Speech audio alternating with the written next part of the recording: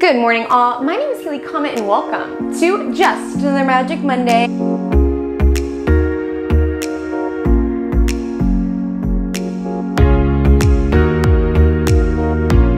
Your bite-sized astrological forecast for the week of May 10th to May 16th. Always on Monday mornings, always PDT time zone, and always short, so you can just listen to it while eating your breakfast or washing your face and get on to making magic within your world. Before I dive in, any little engagement from commenting to liking to subscribing is really helpful to me and my channel and to continue to crank out cosmic content. Wow, say that 12 times fast. So if at any point you feel inspired to do so, I invite you to do so. So let's dive in.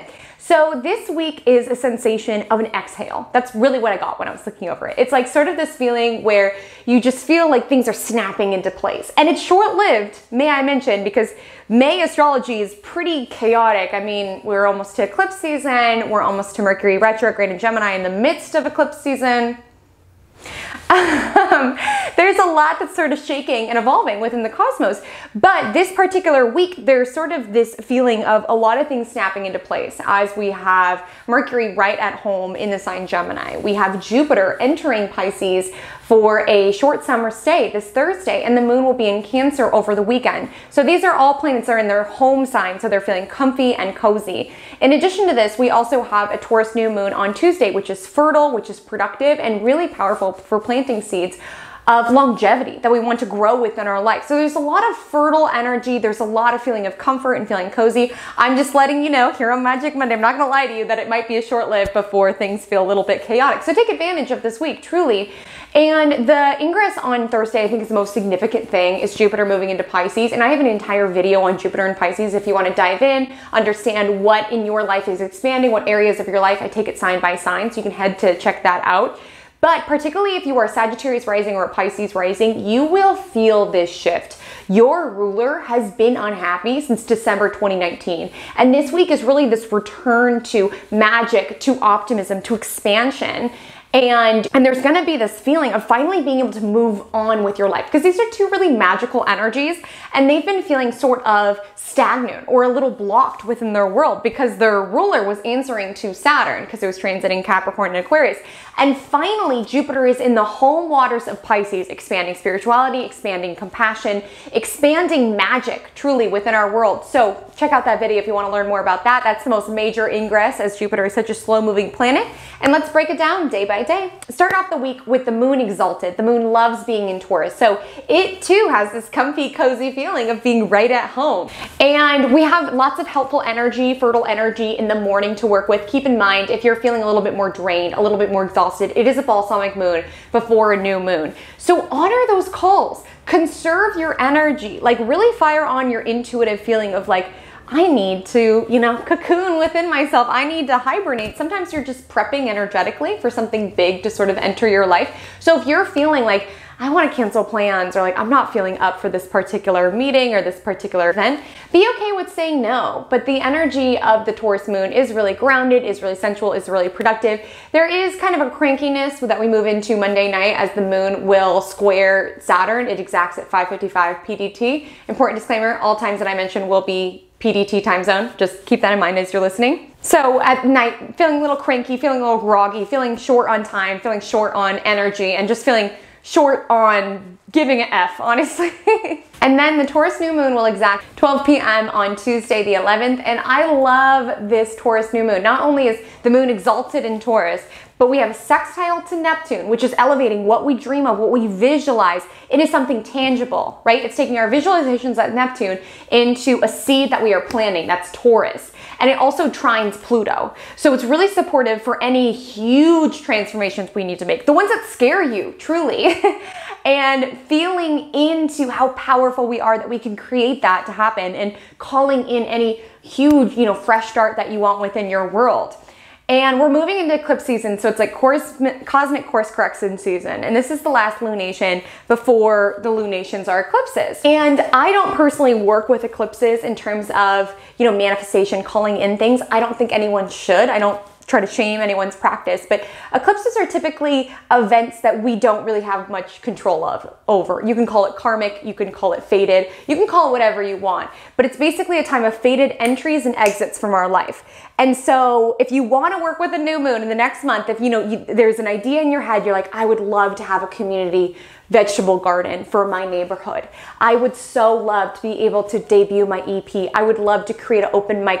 Whatever that is, this is the new moon to work with it, because then we're moving into eclipse season, and baby, that is not the time to be to be trying to manifest your own stuff. Fate, God, universe, cosmos, whatever you want to call it, that's kind of a time that someone else is sort of pulling the strings. So I wouldn't get involved with that. But this new moon in particular, it's beautiful. If there's an idea in your head, it's turning your visualizations of Neptune, your power of Pluto, and anchoring it down. And I would definitely say with it, a Taurus new moon, physical, tangible, material manifestations are super supported here. So, something that you want to build, something that you want to create, a certain bank account number that you want, a garden that you want, whatever, a house that you want.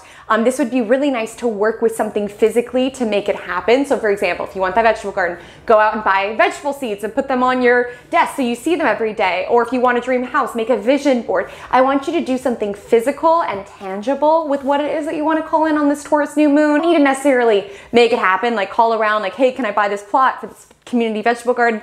But do something that sort of takes your ethereal and turns it into the real, because that's what this new moon is truly all about. And so it exacts at noon on Tuesday. So half hour before, half hour after, that's when the energy is the most potent. And I would really recommend doing something at that time, but know that you basically have the entirety of Tuesday to make it happen.